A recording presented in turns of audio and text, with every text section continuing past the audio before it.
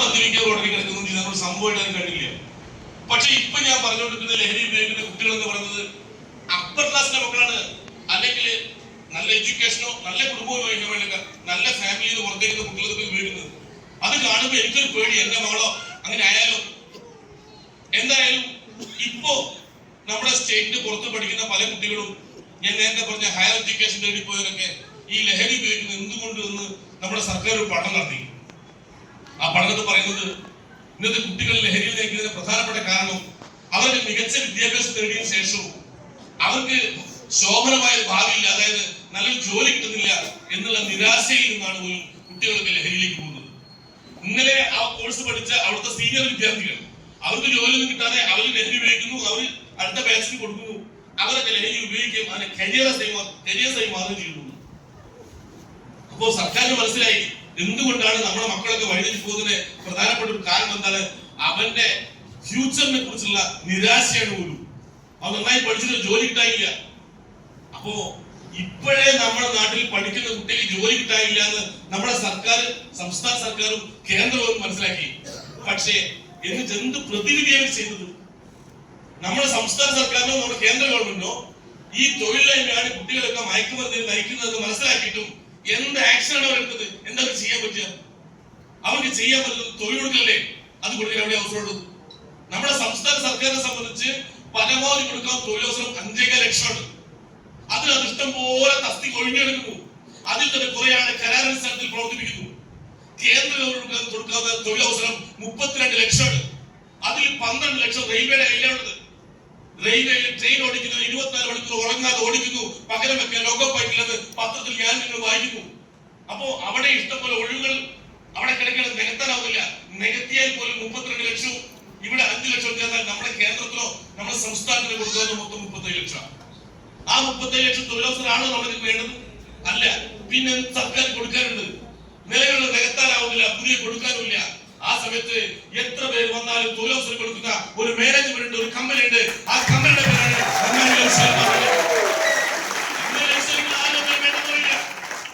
ആര് വന്നാലും കെട്ടി കൊടുക്കും, എത്ര തൊഴിൽ കൊടുക്കും. പണിയെടുക്കാൻ മനസ്സുള്ള എല്ലാവർക്കും തൊഴിലവസരം ഉണ്ട്. പണിയെടുക്കുന്ന മനസ്സുണ്ടാവണം. എവിടെ പോകുമ്പോ എനിക്കൊന്നും കിട്ടിയില്ല, ഞാൻ പഠിച്ച് കിട്ടിയില്ല, അങ്ങനെ പറഞ്ഞൊന്നും കാര്യമില്ല. അവസരം ഉപയോഗപ്പെടുന്ന ആൾക്ക് വലിയ നേട്ടം കണ്ടത് നമ്മളെ ചിന്തകളാണ് നമ്മളതൊക്കെ മാറ്റി നിർത്തുന്നത്. ഞാൻ എന്തോന്ന് പഠിച്ചു പോയി ഞാൻ മേൽവി എനിക്ക് ജോലിയില്ലെന്ന് വലിയ കാര്യമുണ്ടോ? ഒരു പക്ഷെ പഠിച്ചതിനനുസരിച്ച് ജോലി കിട്ടില്ലെങ്കിൽ കിട്ടിയ ജോലി നന്നായി ചെയ്യണ്ടേ? ഹലോ, അങ്ങനെ വേണ്ടേ? ഒരു ദിവസവും ഒരു ദേശാടനക്കിളി വേറൊരു രാജ്യത്തോ പറഞ്ഞ് നമ്മുടെ നാട്ടിൽ വന്നത് രാവിലെ മുതൽ വൈകുന്നേരം വരെ ഇവിടുത്തെ പക്ഷിക്കൊപ്പം ഇങ്ങനെ കളിച്ചാണ്. വൈകുന്നേരം ആയപ്പോൾ നമ്മളെ കുട്ടികൾക്ക് അവരെ കൂടിലേക്ക് പോയി. പുറമേ നിന്ന് കിളിക്ക് കൂടുതലേക്ക് പോകാൻ സ്വന്തം കൂടില്ല. അപ്പോ എന്ത് ചെയ്യുന്നത്? സന്ധ്യയായ സമയത്ത് ഇവിടുത്തെ പക്ഷികളെല്ലാം പറന്നു പോയി താമസിക്കുന്ന ഒരു വലിയ വനത്തിലേക്ക് ഈ പക്ഷികളെ പതുക്കെ ചെന്ന്, എന്നിട്ട് ഒന്നാമത് കൂട്ടി ചെന്നിട്ട് അവിടെയുള്ള പക്ഷിയോട് പറയാണ്, ഞാനിങ്ങനെ വിദേശത്ത് വന്നൊരു പക്ഷിയെ എനിക്ക് സ്വന്തമായി കൂടില്ല, എന്ന് ഒറ്റ രാത്രി ഞാൻ നിങ്ങളെ കൂടി താമസിക്കേണ്ടതാണ്. അപ്പോ ആ പക്ഷിയോട് ഓൾവേസ് വെൽക്കം, വന്നോളൂ, ഇവിടെ തക്കിടന്നോളൂ. ആളകത്തേക്ക് കയറി നോക്കിയ സമയത്ത് അത് ഭയങ്കര ദുർഗന്ധം, ഭയങ്കര ബാഡ് സ്മെൽ. അവർ അയ്യോ ഇവിടെ കൂടുതൽ ഭയങ്കര മണം. പൊതുവെ നമ്മുടെ പക്ഷികളെല്ലാം കൂട്ടിൽ കഷ്ടിക്കുന്നവരാണല്ലോ, അതുകൊണ്ട് എനിക്ക് ഭയങ്കര ദുർഗന്ധം, എനിക്കിവിടെ കിടക്കാൻ പറ്റില്ല. എന്താ പിന്നെ അടുത്ത കൂടി നോക്കട്ടെ. അടുത്ത കൂടി നിന്നപ്പോ അവിടുത്തെ കിളിയോട് ചോദിച്ചു, ഞാൻ ഇങ്ങനെ പുറത്തുനിന്ന് വരികയാണ്, എനിക്ക് സ്വന്തമായി കൂടില്ല, വൈകുന്നേരം വരെ ഇവിടെ പണി, ഇന്ന് ഒറ്റ രാത്രി ഞാൻ നിങ്ങൾ കിടന്നോട്ടെ. ആ പക്ഷിയെ കൂടി കിടന്നോളം പറഞ്ഞു. പക്ഷെ അകത്തേക്ക് ഭയങ്കര ദുർഗന്ധം, ഒരു രക്ഷയില്ല. അടുത്ത കൂടി പോയപ്പോ ഇതേ അവസ്ഥ. അങ്ങനെ കുറെ മനസ്സിലേക്ക് പോയി നോക്കുമ്പോ എല്ലാ മനസ്സിലേക്ക് കൂടുതലും ഭയങ്കര ദുർഗന്ധവും. അവസാന കാര്യം തീരുമാനിച്ച് അങ്ങ് മേലൊരു കൂട് കാണുന്നുണ്ട്. ഒരു അമ്മക്ക് ഇതിന് മുമ്പിരിക്കുന്നുണ്ട്. ആ കൂടെങ്കിലും വൃത്തിയുള്ളതാവുമായിരിക്കും. ഇനിയിപ്പോ എന്തായാലും ശരി, വൃത്തി ഉണ്ടെങ്കിൽ ഇല്ലെങ്കിലും അവസാന കൂടിൽ അവിടെ അവരെ വായിക്കാം. അങ്ങനെ അവസാന കൂട്ടിലേക്ക് അങ്ങോട്ട് പറഞ്ഞു. എന്നിട്ട് അവിടെ ചെന്നിട്ട് മുമ്പിലിരിക്കുന്ന അമ്മക്കിനോട് ചോദിച്ചു, അമ്മച്ചി, ഞാൻ ഇങ്ങനെ വിദേശത്ത് വന്നൊരു കിളിയാണ്, എനിക്ക് സ്വന്തമായി കൂടില്ല, ഇന്നൊരു ഒറ്റ രാത്രി ഞാൻ നിങ്ങൾ താമസിച്ചോട്ടെ. അമ്മച്ചി ആയിക്കോട്ടെ, എന്താ കുഴപ്പം? പക്ഷേ ഞാൻ തന്നെ കുറെ നേരമായി നോക്കി നിൽക്കുക, ഈ അവിടെ കുറെ കൂട്ടിപ്പോയി നോക്കിയല്ലോ, നിന്റെ അവിടെ താമസിക്കാത്തത്. അപ്പോ അക്കിളി പറയില്ല, എന്റെ അമ്മച്ചി അവിടുത്തെ കൂട്ടിലെല്ലാം ഭയങ്കര ദുർഗന്ധം, ആ ബാഡ് സഹിച്ച് എനിക്ക് കിടക്കാനാവില്ല. അതുകൊണ്ട് അമ്മച്ചിയുടെ കൂട് എന്തായാലും വൃത്തി ഉണ്ടാവും എനിക്ക് തോന്നുന്നത്, അതുകൊണ്ട് ഞാൻ ഈ കൂട്ടിൽ കിടന്നോട്ടെ. അമ്മച്ചി പറഞ്ഞേ, പിന്നെ എന്റെ കൂടിന്റെ അവസ്ഥ അങ്ങനെ തന്നെയാണ്. ഏതായാലും ഒരു കാര്യം പ്രശ്നം എനിക്ക് മനസ്സിലായല്ലോ. നീ പോയിട്ട് കുറെ ദൂരെ നിന്ന് വന്നാലല്ലേ, നീ പോയിട്ട് അവിടെ ഒരു അരുവി ഉണ്ട്, ആ അരുവിയിൽ പോയി കുളിച്ചിട്ട് വാ, അപ്പോഴേക്കും ഫ്രഷ് ആയിട്ട് വാ, അപ്പോഴേക്കും ഞാൻ കൂടി വൃത്തിയാക്കി വെക്കാം. അങ്ങനെ അത് കേട്ട സന്തോഷത്തോടെ എന്തായാലും ശരി ഞാൻ കുളിച്ചു വരുമ്പോഴേക്കും കൂടി വൃത്തിയാകുമല്ലോ എന്നിട്ട് നേരെ ഈ ദേശാടന പക്ഷി കുളിക്കാൻ പോയി. കുളിച്ച് നല്ല വൃത്തിയായി തിരിച്ചു വന്ന് അപ്പോട്ട് അമ്മച്ചിക്ക് ആ കൂടുതൽ പുറത്ത് വന്നപാട് അമ്മച്ചി ആദ്യം ചോദിച്ചു. അകത്തേക്ക് പോയ സമയത്ത് 4 വടം പടം നോക്കി. എന്നിട്ട് അമ്മ ചോദിച്ചു, എങ്ങനെയുണ്ട്, ദുർഗന്ധമുണ്ടോ? ഇല്ല, ഞാൻ കുളിക്കാൻ പോയപ്പോ അമ്മച്ചി കൂട് നല്ല വൃത്തിയാക്കിയിട്ടുണ്ടാവില്ലേ, അതുകൊണ്ട് ദുർഗന്ധമൊന്നുമില്ല. അമ്മച്ചി പറഞ്ഞു, നീ പോയ സമയത്തും അവിടെ ഇരിക്കുന്നുണ്ട്, നീ തിരിച്ചു വരുമ്പോ അവിടെ ഇരിക്കുന്നുണ്ട്, ഞാൻ കൂടൊന്നും ചെയ്തിട്ടില്ല. പക്ഷേ നീ കുളിച്ച സമയത്ത് നാറ്റം മാറിയതാ, എനിക്കും പടം നീ വന്നപ്പോ. ഹലോ, നാറ്റം കൂടുതലല്ല വന്ന വിളിക്കുക. ഹലോ, കുഴപ്പം പുറത്തല്ല നമുക്കാണ്. ഈ കുഴപ്പമൊന്നും തിരുത്താതെ അവരവരുടെ നാറ്റം മാറ്റാതെ മുമ്പോട്ട് വിജയിക്കാനാവില്ല. ജയിക്കണമെങ്കിൽ മാറി ശ്രമിച്ചാൽ പറ്റൂ. ഒന്ന് ബുദ്ധിയാണ്. എനിക്കെല്ലാം അറിയാം, ഞാൻ എല്ലാം മനസ്സിലാക്കിയിട്ടുണ്ട്. ഇനി എന്നെ പഠിപ്പിക്കാൻ നോക്കണ്ട. ആ ചിന്തയൊക്കെ മാറ്റിയിട്ട് ഒന്ന് തുറന്ന പുസ്തകം നോക്കുക, പച്ചൊന്ന് കേട്ട് നോക്കുക, ഒന്ന് മനസ്സിലാക്കി നോക്കുക. എന്താ ഈ സാധനം? ഞാൻ നേരത്തെ കേട്ടത് തന്നെയാണെന്ന് എന്നിട്ട് അടച്ചു വെക്കണ്ട, മറിച്ച് ഒന്ന് കേട്ട് നോക്കുക. നല്ല എടുക്കുക, നല്ല തള്ളികളെ. ഈ ഓപ്പർച്യൂണിറ്റി ഒന്ന് പക്ക കച്ചവടം, ഇതൊരു പക്ക കച്ചവടം. മലപ്പുറത്തിന്റെ ആളുകൾക്ക് സംസാരിക്കുന്ന സമയത്ത് എനിക്കൊരു സന്തോഷം. ഞാൻ കോഴിക്കോട്ടെ ഒരു സാധാരണ കൃഷിക്കാരനാണ്. ഒരുപക്ഷെ മലപ്പുറത്ത് ഇന്നലകളിൽ ഒരുപാട് കൃഷിക്കാരുണ്ട്. ഇന്ന് കാർഷിക മേഖലയിൽ ഭൂരിഭാഗം ആളുകളും വിദേശത്തേക്ക് പോയി. അവിടെ കൃഷി ചെയ്യുന്ന ഒരു വിഭാഗം ഇല്ലെന്ന് ഞാൻ പറയുന്നില്ല. പക്ഷേ ബഹുഭൂരിഭാഗം ആളുകളും ഗൾഫിനെ ആശ്രയിക്കുന്നതുകൊണ്ട് വിദേശ പണങ്ങളുണ്ട്. ഇന്ത്യയിലെ ഒരുപക്ഷെ കേരളത്തിലെ ഏറ്റവും ബൈങ് കപ്പാസിറ്റി ജില്ലകളൊന്ന് മലപ്പുറമായിരിക്കണം. ഇവിടുത്തെ കർഷകർ സാധാരണഗതിയിൽ രക്ഷപ്പെടാനുള്ള സാധ്യതയില്ല. അത് ഞാൻ എന്റെ അനുഭവം കൊണ്ട് പറയുന്നത്. കാരണം കർഷകർ രക്ഷപ്പെടണമെന്നുണ്ടെങ്കിൽ അവന്റെ കയ്യിലേക്ക് ചില സ്വാതന്ത്ര്യം കൊടുക്കണോ, അതില്ല.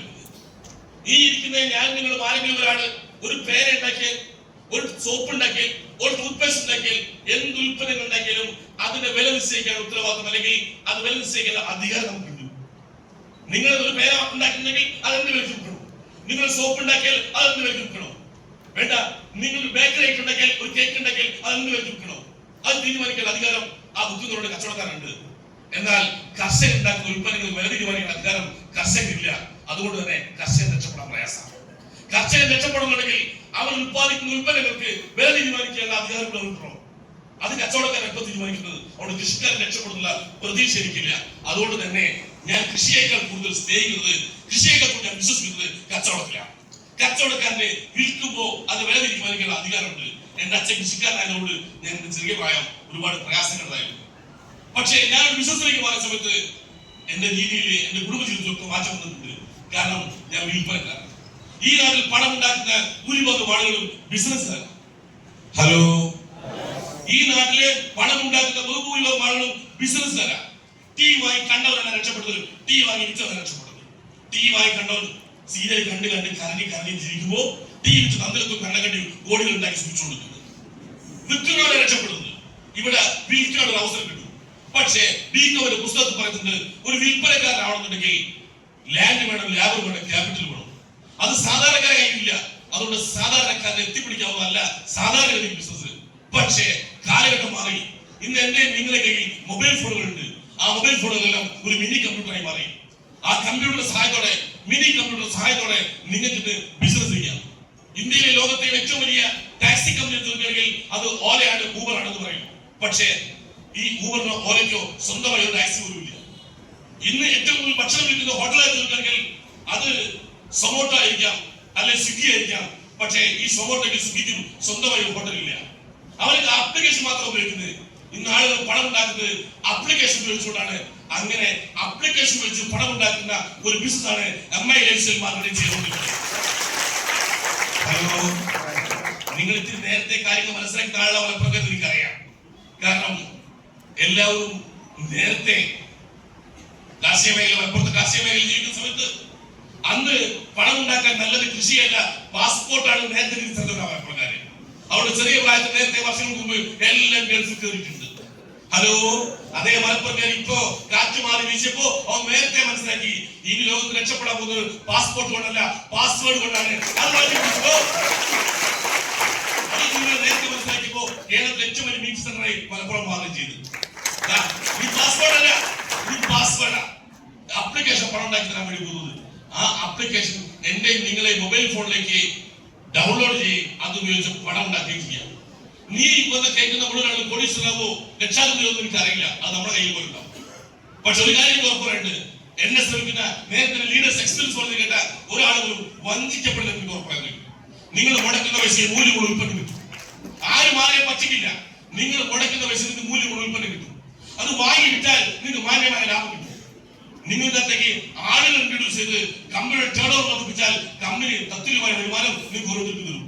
അങ്ങനെ തരാൻ കഴിയുന്നതിന് കാരണം ഈ ഉൽപ്പന്നങ്ങൾക്ക് ഒരു പരസ്യവും ഒരു ടി വി ചാനലും ഒരു പത്രത്തിലും നിങ്ങൾ കാണില്ല. ഈ ഉൽപ്പന്നങ്ങൾ ഒരു കടയിലേക്ക് കമ്പനിക്ക് വിറ്റഴിക്കുന്നില്ല. അതുകൊണ്ട് തന്നെ പരസ്യക്കാരനും ഇടനിലക്കാരനും വേണ്ടി മാറ്റി തുക ഈ നാട്ടിലെ സാധാരണക്കാരെ കയ്യിലേക്ക് കൊടുത്താൽ അവർ കച്ചവടം ചെയ്യും. അതുകൊണ്ട് തന്നെ ഈ നാട്ടിലെ സാധാരണക്കാരെ രക്ഷപ്പെടുത്താവുന്ന ഓപ്പർച്യൂണിറ്റിയുടെ പേരാണ് MILC. ചെയ്ത് വിജയിക്കാൻ ആഗ്രഹമുണ്ടെങ്കിൽ നിങ്ങൾ രണ്ട് കാര്യങ്ങൾ ഒഴിവാക്കാൻ തയ്യാറാണോ? ഒന്ന് പേടി, രണ്ട് മടി. പലരെയും ഇന്നത്തെ പിന്നോട്ട് കളിക്കുന്നത് ഒന്ന് പേടിയാണ്, രണ്ട് മടിയാണ്. പേടി എന്ന് പറഞ്ഞാൽ എനിക്ക് ആളെ കിട്ടുമോ, എനിക്ക് ആളെ കിട്ടുമോ, എനിക്ക് ആളെ കിട്ടുമോ, എനിക്ക് രണ്ടാളെ കിട്ടുമോ, എനിക്ക് രണ്ടാളെ കിട്ടുമോ, ഈ ചിന്തയാണ്. ഹലോ, ആ ചിന്ത മാറ്റി നിൽക്കുന്നത്. നിങ്ങൾ മുടക്കുന്ന പൈസ നിങ്ങൾക്ക് മൂല്യമുള്ള ഉൽപ്പന്നം കിട്ടുന്നോ, നിങ്ങളെ വർദ്ധിക്കുന്നുണ്ടോ നിങ്ങൾ ആദ്യം നോക്കുക. ഇല്ലെങ്കിൽ അടുത്തൊരു ചിന്ത നിങ്ങളുണ്ടാകും, ഞാനൊരു കുട്ടിയെ പറ്റിക്കുന്നില്ല, എന്റെ കയ്യിൽ ആരെങ്കിലും പണം തന്നെ ഞാൻ ഉൽപ്പന്നം കൊടുക്കും, ഞാൻ ആരെയും പറ്റിക്കുന്നില്ല, എന്റെ തെരഞ്ഞെടുക്കേണ്ട ആവശ്യമില്ല, ഞാൻ ചെയ്യുന്നത് ശരിയെന്ന് എനിക്ക് ബോധ്യപ്പെട്ടെങ്കിൽ നിങ്ങൾ കൂടെ വരാൻ ആൾ തയ്യാറാണ്. ഹലോ, ഞാൻ ഈ പറഞ്ഞ കഥ നിങ്ങളുമായി ഒരിക്കലും കമ്പയർ ചെയ്ത് അത്ര നിലവാരമുള്ളതല്ല. പക്ഷേ ഒരാൾ ഡയറക്ട് സെല്ലിംഗിനകത്ത് MILC വന്ന് ചെയ്യാൻ കാരണം അയാൾ പറഞ്ഞ കഥയായതുകൊണ്ട് ഞാൻ നിങ്ങളോട് പങ്കുവെക്കണം. എന്റെ ഒരു ലീഡർ ഇതേപോലെ മീറ്റിംഗ് കഴിഞ്ഞ് വീട്ടിലേക്ക് എത്തുമ്പോഴേക്കും ലേറ്റ് ആയിട്ട്, ഇവിടെ ഒരുപാട് ദൂരെയാണ്. അങ്ങനെ മീറ്റിംഗ് കഴിഞ്ഞ് നാട്ടിൽ സ്വന്തം വീട്ടിലേക്ക് എത്തുന്ന സമയത്ത് രാത്രി 11-12 സമയമായിട്ടുണ്ട്. അയാൾ മീറ്റിംഗ് കഴിഞ്ഞ് അവിടെ ഇറങ്ങുന്ന സമയത്ത് അയാൾ ചിന്ത സംഭവം നന്നായി പിടിയിട്ടുണ്ട്, നല്ല ഓപ്പർച്യൂണിറ്റി, നല്ല പൈസ ഒക്കെ. പക്ഷേ ആരും പേര് കിട്ടുക, ഇത് മാത്രം മനസ്സിലായി ചിന്ത. അവിടെ അവരെ കിട്ടിയ വിഷയം കിട്ടോ, സുരേഷ് കിട്ടോ, അഞ്ചോട് കിട്ടോ, അവരോട് പറയണോ, ഇതിങ്ങനെ ആലോചിച്ചാണ് ബസ് ഇരിക്കുന്നത്. ബസ് ഇറങ്ങിയിട്ട് ഇതേ ചിന്ത. അങ്ങനെ വീട്ടിലേക്ക് നടന്നു പോകുന്ന സമയത്ത് വീട്ടിലേക്ക് ബസ് ഇറങ്ങി രാത്രി അങ്ങനെ നടന്നു പോകും. ഇത് നടക്കാൻ നടന്നു പോകുന്ന സമയത്ത് നല്ല ഉണങ്ങിയ ഇലകളുണ്ട്, ചമയലെന്ന് പറയും. അതങ്ങനെ നടന്നു പോകുന്ന സമയത്ത് നല്ല ശബ്ദം ഉണ്ടാവും. അങ്ങനെയാണ് എനിക്ക് അവരെ കിട്ടോ, ഇവിടെ കിട്ടോ, അച്ഛനെ കിട്ടോ എന്ന് ആലോചിക്കുന്ന സമയത്താണ് പെട്ടെന്ന് പുറകയിൽ ഒരു പരമ്പര ശബ്ദം കേൾക്കുന്നത്. അയാൾ പെട്ടെന്ന് തിരിഞ്ഞു വെച്ചപ്പോ ഒരു തെരുവ് പട്ടി ഇയാളെ ഓടി വരെ കടിക്കാൻ വേണ്ടിട്ട് ഇയാൾ ഒന്നും നോക്കില്ല, ഒരു കല്ലിട്ടു, ഒരൊറ്റ ഓടി. അത് കഴിഞ്ഞ് പിന്നെ അയാൾ എനിക്ക് ആളെ കിട്ടുമോ അന്വേഷിക്കുന്ന കൂട് ഇത്തിരി ദൂരം കഴിഞ്ഞപ്പോ അയാൾ പെട്ടെന്ന് പ്രബല ശബ്ദം കിട്ടും. നോക്കുന്ന സമയത്ത് ഒരു 10-15 തെരുവട്ടികൾ ഇയാളെ കടിക്കാൻ വേണ്ടി കുതിച്ചങ്ങനെ വീഴുന്നു. 10-5 പട്ടിയുണ്ട്, എറിഞ്ഞിട്ട് വല്ല കാര്യമുണ്ടോ, ഒന്നല്ലേ കൊണ്ടുള്ളൂ. അവിടെ എറിയാനൊന്നുമില്ല, ഒരൊറ്റ ഓട്ടോയാണ്. ഓട്ടം എന്ന് പറഞ്ഞാൽ ജീവൻ മരണം ഓട്ടം. ഓടിയിട്ട് വീട്ടിൽ ആദ്യം കയറി വാലടച്ചു. ജീവൻ പിന്നെ മനസ്സമാധാനം നിൽക്കുകയാണ്. ശ്വാസം വലിച്ചുകൊണ്ടിരിക്കുന്ന സമയത്ത് അയാളെ ഞാൻ ആലോചിക്കണം, എന്തായാലും ഈ ബിസിനസ് ചെയ്തേ പറ്റുള്ളൂ, ആളെ കിട്ടും. കാരണം ആദ്യം പോയ ആ തെരുവ് പട്ടിക്ക് ഈ നട്ടപ്പാലിക്ക് 10-15 ഒറ്റ കിട്ടുകയാണ്.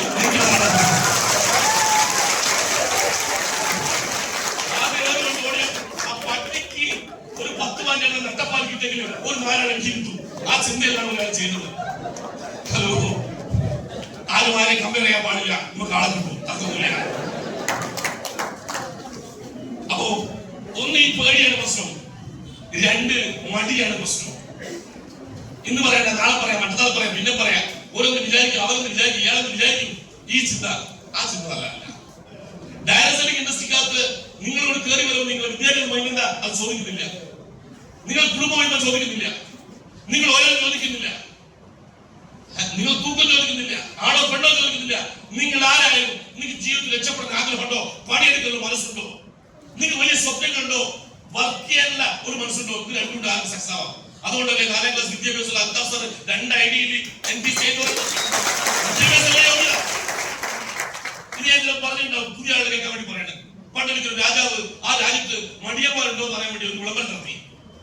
എന്നിട്ട് പറയാണ്, ഈ നമ്മുടെ രാജ്യത്ത് ഏതെങ്കിലും മടിയന്മാരുണ്ടെങ്കിൽ അടുത്ത ഞായറാഴ്ച കൊട്ടാരത്തിൽ വരികയാണെങ്കിൽ എല്ലാവർക്കും ഒരു സമ്മാനം കൊടുക്കും. അതിൽ തന്നെ ഏറ്റവും മികച്ച മടിയന് ഒരു വലിയ ഉപഹാരം കൊടുക്കുന്നതായിരിക്കും. അത് സൈനികര് നാളെ എല്ലാ മൂലയിലും പോയി ചെണ്ടോട്ടി പറഞ്ഞു. അടുത്ത ഞായറാഴ്ച നേരം എടുക്കുന്ന സമയത്ത് ആ കൊട്ടാരത്തിന് മുന്നിൽ ക്യൂ കൊണ്ട് രാജാവ് മന്ത്രി വിളിച്ചു, മന്ത്രി ഇതെന്തൊരു വലിയ ക്യൂ, അല്ല നിങ്ങൾ മടിയന്മാരോട് വരാൻ പറഞ്ഞല്ലേ? അയ്യോ നമ്മുടെ ഇത്രയൊക്കെ മടിയന്മാരുണ്ടോ? പടവനുണ്ടാവും, വെറുതെയില്ലല്ലോ. അങ്ങനെ രാജാവ് ഒഴിയന്മാർ കണ്ട സമയത്ത് മന്ത്രിയോട് നല്ല മന്ത്രി, നമുക്കൊരു കഴിവുള്ളവരെ സെലക്ട് ചെയ്യാൻ വേണ്ടി എന്ത് വേണേ കൊടുക്കാം. മരത്തിൽ കയറാൻ പറയാം, അമ്പ ചെയ്യാൻ പറയാം, ഓടാൻ പറയാം, ചാടാൻ പറയാം. പക്ഷെ മടിയനെ കണ്ടുപിടിക്കാൻ ഞാൻ എന്ത് ടാസ്കാ കൊടുക്കുക?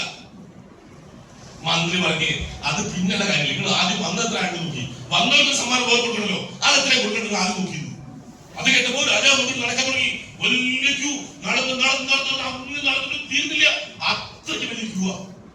രാജാവ് മന്ത്രി ഇത്രയൊക്കെ മടിയന്മാരുടെ നമ്മുടെ നാട്ടിൽ. മന്ത്രി പറഞ്ഞ ഇല്ലാതെ വരുന്നില്ലല്ലോ. പിന്നെ നടക്കുന്ന സമയത്താണ് രാജാവ് നെറ്റുന്നൊരു കാഴ്ച കണ്ടത്. ആ കൂട്ടത്തിൽ ഒരു 7-8 വയസ്സ് പ്രായമുള്ള കുട്ടി, രാജാവ് മന്ത്രി നാമത്തായി കാണുന്നത്. നമ്മുടെ രാജ്യത്ത് ചെറിയ കുട്ടികൾക്ക് മടിയോ? ആരാണ് ചോദിക്കുന്നത്? നിങ്ങളല്ലേ കണ്ടത്, നിങ്ങൾ ചോദിക്കും. രാജാവ് വേറെ വിഷമത്തോടെ കുട്ടിയോട് ചോദിച്ചു, മോനെ പേരെന്താ? പേര് പറഞ്ഞു. മോനെത്ര വയസ്സായി? അവർ 7 വയസ്സ്. മോനെ 7 വയസ്സ് 8 വയസ്സ് പ്രായം എന്നൊക്കെ പറഞ്ഞത് കുട്ടികൾ പൊട്ടിത്തെറിക്കേണ്ട സമയല്ലേ, ഓടിക്കളിക്കേണ്ട സമയല്ലേ? ഈ സമയത്ത് പൊന്നു മോനെ നിനക്ക് എങ്ങനെയാ മടി വന്നത്? മോൻ പറഞ്ഞു, എനിക്കല്ല മടി, എന്റെ വാപ്പാക്ക മടി. ഇങ്ങോട്ട് സമ്മാനം വാങ്ങാൻ വല്ല മടിയായിട്ട് ഹലോ, സമ്മാനം വാങ്ങാൻ വരാൻ മടിയായിട്ട് മക്കളോട് പറയിച്ച അങ്ങനെ ആരും കൊണ്ട് പറഞ്ഞ ഒരു ഉറുപ്പിലും കിട്ടില്ല. മൈലൈഫിന്റെ പുറത്തൊന്നും കിട്ടില്ല. No pain no gain. വേദന ഇല്ലാതെ നേട്ടമില്ല. 1000 വാങ്ങിയിട്ടെങ്കിൽ 1000 വേദന കൊടുക്കും, 10,000 വാങ്ങിയിട്ട് അത് കൊടുക്കണം. എന്താ? ആ ടീം ഉണ്ടാക്കാൻ, ആളെ കാണാൻ, അവരോട് പറയാൻ, അവരെ ബോധ്യപ്പെടുത്താൻ, അവരെ ഡെവലപ്പ് ചെയ്യാൻ, അവരുടെ കൂടെ നടക്കാൻ. ഇതിലൊക്കെ മനസ്സുണ്ടെങ്കിൽ മാത്രമേ കിട്ടുള്ളൂ. വെറുതെ ഒന്നും കിട്ടില്ല.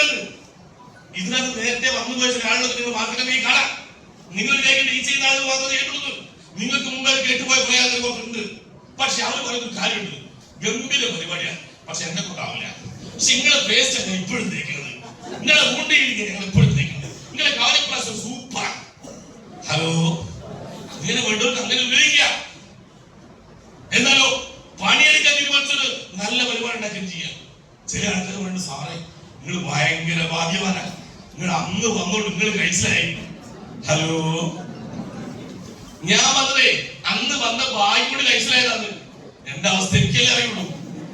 ഞാൻ വരുന്ന സമയത്തെ നിങ്ങളൊരു മീറ്റിംഗ് കേൾപ്പിക്കാൻ ഒരു മീറ്റിംഗ് സെന്റർ കേരളത്തിലില്ല, ഒരു ഉൽപ്പന്നം കൊടുക്കാൻ ഒരു ഷോപ്പ് കേരളത്തിലില്ല. 4 ആള് പേസ്റ്റ് പറഞ്ഞാൽ പേസ്റ്റ് വാങ്ങണമെങ്കിൽ മംഗലാപുരത്ത് പോകണം, അല്ലെങ്കിൽ കോയമ്പത്തൂർ പോകണം, അല്ലെങ്കിൽ ബാംഗ്ലൂർ പോകണം.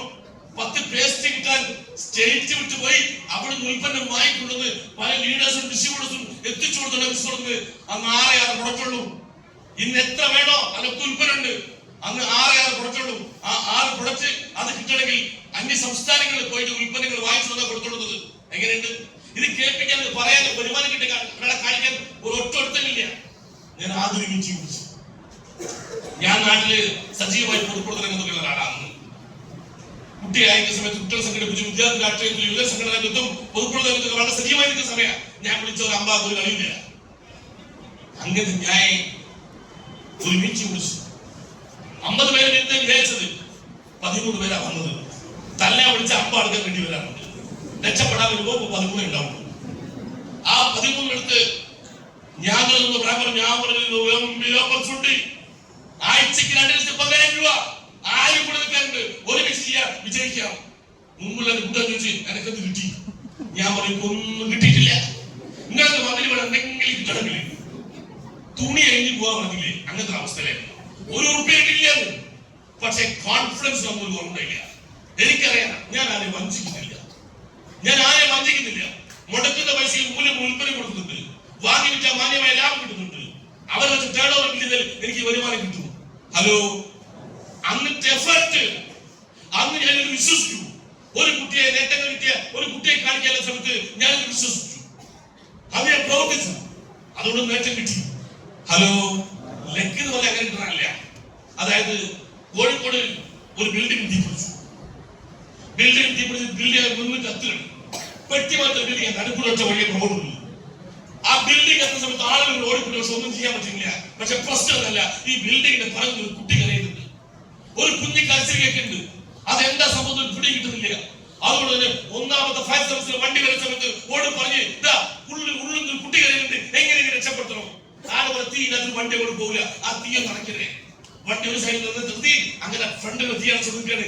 അപ്പോഴേക്ക് രണ്ടാമത്തെ ഫയർ സർവീസ് വന്നു. അവർ ഇങ്ങനെ നിർത്തി തീ അടക്കി തുടങ്ങി. മൂന്നാമത്തെ വണ്ടി വരുന്ന സമയത്ത് ഡ്രൈവറെ വിളിച്ചു പറഞ്ഞു, ഈ ബിൽഡിങ്ങിനെ പറഞ്ഞൊരു കുട്ടി കഴിഞ്ഞിട്ട് അതിന്റെ ജീവൻ എങ്ങനെ രക്ഷപ്പെടുത്തണം.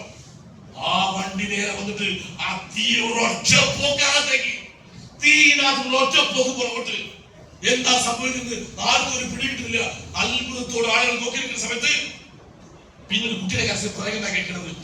അതിലെ ഡ്രൈവർ ആ പിറകുന്ന കുട്ടിയിലെത്തി അപ്പുറത്തെ മതിൽ ചാടി അങ്ങനെ പുറത്തു വീണു. ആളുകൾ ഭയങ്കര സന്തോഷമായി.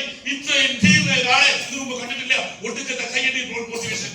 അന്നപ്പോ പത്രക്കാരോട് വന്നു, ടി വി ചാനൽ വന്നു, വ്യാപാരി വ്യവസായികൾ വന്നു. ഇത്രയും ധീരനായ മനുഷ്യന്റെ കുട്ടിയെ രക്ഷിച്ചല്ലേ, അയാൾക്ക് എന്തെങ്കിലും സമ്മാനം കൊടുക്കണ്ടേ? വ്യാപാരി വ്യവസായികൾ പറഞ്ഞു, ഇപ്പൊ കൊടുക്കുന്ന സമ്മാനം 1 ലക്ഷം രൂപ ചെക്ക് കൊടുത്തു. 1 ലക്ഷത്തിന് ചെക്ക്. അപ്പൊ പത്രക്കാർ ചോദിക്കുന്നു, അല്ല നിങ്ങൾ ഇതിന് മുമ്പേ ഇങ്ങനെ പല സ്ഥലത്ത് പോയിട്ടുണ്ടാവില്ലേ? ഉണ്ട്. അങ്ങനെ പലരും രക്ഷിച്ചിട്ടാവില്ലേ? ഉണ്ട്. എവിടെ നിന്നെങ്കിലും ഇങ്ങനെ പൈസ കിട്ടോ? ഇല്ല. അപ്രതീക്ഷിതമായിട്ട് ഈ ഉപഹാരം 1 ലക്ഷം രൂപ നിങ്ങൾ എന്ത് ചെയ്യും? അയാൾ പറഞ്ഞു, പോകുന്ന വഴിക്ക് വണ്ടിയുടെ ബ്രേക്ക് റെഡിയാക്കണം, ചവിട്ടിയിട്ടില്ല. പോകുന്ന വഴിക്ക് വണ്ടിയുടെ ബ്രേക്ക് റെഡിയാക്കി പോകണം, ചവിട്ടിയിട്ടില്ല. അങ്ങനെ അങ്ങോട്ട് പോയത്. ഹലോ, അങ്ങനെ ഇലക്കി കിട്ടിയ പൈസ അല്ല, പണിയെടുത്ത് കിട്ടിയ പൈസ. ടീം ഡെവലപ്മെന്റ് കിട്ടിയ പൈസ. പണിയെടുക്കുന്ന മനസ്സിലോർക്ക് നേടാൻ ഗോൾഡൻ ഓപ്പർച്യൂണിറ്റി നിങ്ങൾ കണ്ടോ? നിങ്ങൾക്ക് കടണ്ട, നിങ്ങൾക്ക് ബാധ്യതയുണ്ട്, കടകളുണ്ട്. കടകളുള്ള അനർത്ഥങ്ങളുണ്ട്. അത് വീട്ടിൽ ആഗ്രഹമുള്ള ഒരു കടവ് നിറവേറ്റാൻ വീട്ടിൽ കുറവാണ്. അതെല്ലാം നിങ്ങളുടെ ആഗ്രഹമൊന്നുമില്ല. ചില ആൾക്കാർ ഇത് വഹിച്ചുകൊണ്ട് ഓരോ വഴി കൊടുക്കും, അത് ഇത് വീട്ടിൽ തീർക്കുന്ന ആഗ്രഹമൊന്നുമില്ല. റോളിൽ പോയാൽ ചില ആൾക്ക് അവർക്കുള്ള ഓപ്പർച്യൂണിറ്റി അല്ലേ ഓപ്പർച്യൂണിറ്റി. എന്റെ കടബാധകൾ മുഴുവൻ ചെയ്ത് തീർക്കണം, എന്റെ കടമകൾ അഭിമാനത്തോടെ നിറവേറ്റണം. അങ്ങനെ ആഗ്രഹിക്കുന്ന ഒരു ഓപ്പർച്യൂണിറ്റി. ഹലോ, കടം വാങ്ങിക്കോ, കടക്കൂട്ടിലല്ല. അങ്ങനെ കടമകൾ നിർവഹിക്കാൻ ആഗ്രഹിക്കുന്നവർക്ക്, കടം തീർക്കാൻ ആഗ്രഹിക്കുന്നവർക്ക് നിങ്ങൾ ഏത് മേഖലയിൽ ചെയ്താൽ കിട്ടുന്നതിന് അപ്പുറം കിട്ടും ഈ ഓപ്പർച്യൂണിറ്റി. കാരണം ഇവിടെ നിങ്ങൾ ഒറ്റയ്ക്കല്ല, നിങ്ങൾ കൂട്ടമായിട്ടാണ്. കൂട്ടമായ പ്രാർത്ഥനയ്ക്കും കൂട്ടമായ പ്രവർത്തിക്കും വലിയ റിസൾട്ടുണ്ട് ലോകത്ത്. കൂട്ടമായ പ്രാർത്ഥനയ്ക്കും കൂട്ടമായ പ്രവർത്തിക്കും വലിയ റിസൾട്ടുണ്ട് ലോകത്ത്. ആ കൂട്ടമായ പ്രാർത്ഥനയിലേക്ക്, കൂട്ടമായ പ്രവൃത്തിയിലേക്ക് നമുക്ക് ഒരുമിച്ച് കയറി നിൽക്കാം. അങ്ങനെ ഒരുമിച്ച് നിന്ന് പ്രവർത്തിക്കുന്നുണ്ടെങ്കിൽ ഒരാൾക്ക് നഷ്ടമില്ലാതെ വലിയ വരുമാനം ഉണ്ടാക്കാം. എങ്ങനെ ഈ പണം ഉണ്ടാക്കുന്നത്? എന്തായാലും മാജിക് ഒന്നുമില്ല. ഈ കഴിഞ്ഞ 2015 ഞാൻ ഈ ബിസിനസ്സിലേക്ക് വരുമ്പോ ഇന്ത്യ രാജ്യത്ത് വിൽക്കുന്ന ടൂത്ത് പേസ്റ്റിന്റെ അളവ് എന്ന് പറയുന്നത് 6500 കോടിയാണ്. ഇന്ത്യ രാജ്യത്ത് 6500 കോടിയുടെ ടൂത്ത് പേസ്റ്റാണ് അന്ന് വിൽക്കുന്നത്. ഇന്ന് വർഷം 2025 10 വർഷം കഴിഞ്ഞപ്പോ ഇന്ത്യയിലെ ടേൺ ഓവർ വർദ്ധിച്ചു. അത് 20,000 കോടിയായി മാറി. ഒന്ന് ഉൽപ്പന്നം ഉപയോഗിക്കുന്ന ആളുകളുടെ കൂടി, 2 ഉൽപ്പന്നത്തിന്റെ വില കൂടി, അപ്പൊ ടേൺ ഓവർ കൂടി. ഈ 20,000 കോടി രൂപയുടെ ടൂത്ത് പേസ്റ്റ് കച്ചവടം നടക്കുമ്പോ ഈ ഞാൻ നിങ്ങൾ സമാന്തരമായി അണിഞ്ഞത് ഒരു 20% ടൂത്ത് പേസ്റ്റ് മാർക്കറ്റ് പിടിച്ചാൽ, നമ്മളെല്ലാവരും ചേർത്ത് ഒരു 20% മാർക്കറ്റ് ഈ നമ്മുടെ ടൂത്ത് പേസ്റ്റ് നമ്മൾ വാങ്ങി ഉപയോഗിച്ചാൽ അത് 4000 കോടി കച്ചവടം ഒഴിവാകുള്ളൂ. ആ 4000 കോടിയിൽ 2000 കോടി ഉത്പാദന ചെലവും ലാഭവും ചേർത്ത് കമ്പനി എടുക്കും. ബാക്കി 2000 കോടി രൂപ ഈ നാട്ടിൽ സാധാരണക്കാരെ കയ്യിലേക്ക് കൊടുക്കും. അങ്ങനെ സാധാരണക്കാരിലേക്ക് വരുമാനം. ഇല്ലെങ്കിൽ അമ്പാടി മുഴുവൻ കോടി സമ്പാദിക്കും, അദാനി മുഴുവൻ കോടി സമ്പാദിക്കും. ഈ നാട്ടിൽ സാധാരണക്കാരൻ പട്ടിണി മരിക്കും. അവരോട് യുദ്ധം ചെയ്യാനാവില്ല, അവരെ തോൽപ്പിക്കാനാവില്ല. പക്ഷേ ഈ നാട്ടിൽ സാധാരണക്കാരന് സമാന്തരമായി അണിനിരന്നുകൊണ്ട് ഇന്ന് ലോകത്തെ കുത്തകളുടെ കയ്യിൽ മാത്രം കച്ചവടത്തെ സാധാരണക്കാരുടെ കയ്യിലേക്ക് ആധുനിക ടെക്നോളജി വെച്ച് മാറ്റിക്കൊടുത്ത് ഒരു വരുമാനം ഉണ്ടാക്കിയിട്ട് സാധാരണക്കാരൻ രക്ഷപ്പെടാവുന്ന ഒരു അവസരമാണ് നിങ്ങൾ കേട്ടത്. ഇതിനകത്ത് തട്ടിപ്പില്ല, വഞ്ചനയില്ല, പിടിച്ചുപറിയില്ല, കളവില്ല. ഈ കാര്യം നിങ്ങൾക്ക് ബോധ്യപ്പെട്ടിട്ടുണ്ടെങ്കിൽ നിങ്ങൾക്ക് ഓപ്പർച്യൂണിറ്റി ധൈര്യമായി കടന്നു വരാം. മറ്റുള്ള ഉൽപ്പന്നം ഉപയോഗിച്ചതിന്റെ രഹസ്യം, അത് റിസൾട്ട് നിങ്ങൾ മറ്റുള്ളവരെ പങ്കുവെച്ചാൽ അവർ ഈ ബിസിനസ്സിൽ കടന്നു വരും. അങ്ങനെ ഈ നാട്ടിൽ ഇന്ന് ഉപയോഗിച്ചെടുക്കുന്ന കുറെ ഉൽപ്പന്നങ്ങളെ ബ്രാൻഡ് മാത്രം ഒന്ന് മാറ്റിയിട്ടുണ്ടെങ്കിൽ എനിക്ക് നിങ്ങൾക്കും സക്സസ് ആവുന്ന ഒരു ഗോൾഡൻ ഓപ്പർച്യൂണിറ്റിയാണ് ഇന്ന് ബാബു സാറിന്റെ പ്രസന്റ് ചെയ്തതും ലീഡേഴ്സിന്റെ എക്സ്പീരിയൻസ് കൊടുത്തത്. അവിടെ ഞാൻ ദീർഘിപ്പിക്കുന്നില്ല. ഇന്ന് ഒന്നുകൂടി ഞാൻ പറയാം. ഹലോ, പ്രധാന വാർത്തകൾ വീണ്ടും. ഒന്ന്, ഈ കച്ചവടത്തിനകത്ത് നഷ്ടസാധ്യതയില്ല. മുടക്കുന്ന പൈസക്ക് എല്ലാവർക്കും മൂല്യമുള്ള ഉൽപ്പന്നം കിട്ടിയിരിക്കും. അതും ഹോൾസെയിൽ ആയിട്ടാണ് കിട്ടുക. 2, ഒരു കച്ചവടക്കാരാവാൻ താല്പര്യമുണ്ടെങ്കിൽ നിങ്ങൾക്ക് വാങ്ങിച്ച് ലാഭം ഉണ്ടാക്കാം. ഒരു ഹോൾസെയിൽ ആവാൻ താല്പര്യമുണ്ടെങ്കിൽ നിങ്ങൾക്ക് കുറെ ആളുകൾ ബിസിനസ്സിലേക്ക് ഡിസ്ട്രിബ്യൂഷൻ കൊടുത്ത് കൊണ്ടുവരാം. നിങ്ങൾ കിട്ടുന്ന അതേ വിലയ്ക്ക് തന്നെയാണ് ഡിസ്ട്രിബ്യൂഷൻ കൊടുക്കുന്നത് കിട്ടുക. അങ്ങനെ നിങ്ങൾ കമ്പനി ടേൺ ഓവർ വർദ്ധിപ്പിച്ചാൽ കമ്പനി ആ കണക്കിന് കച്ചവടത്തിന് 4% നിങ്ങൾക്ക് വേണ്ടി വാങ്ങിച്ചു. അത് ഓരോ ആഴ്ചയും കൂട്ടി വെച്ച് 450 രൂപ മുതൽ 2,10,000 വരെ തരാവുന്ന ഒരു പ്ലാൻ കൂടെ ചെയ്തു. 450 പഴയെടുത്താൽ 450 കിട്ടും, 4,500 പഴയെടുത്താൽ 4,000 കിട്ടും, 45,000 പഴയെടുത്താൽ 45,000 കിട്ടും, 2,10 പഴയെടുത്താൽ 2,10 കിട്ടും.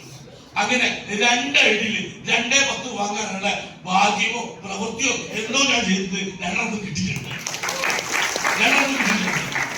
ഇനി WTC എന്ന് പറഞ്ഞാൽ എന്താണ് മനസ്സിലാവുന്നുണ്ടെങ്കിൽ 35 കോടി പേർ മാച്ചായിട്ടുണ്ടാവും മിനിമം.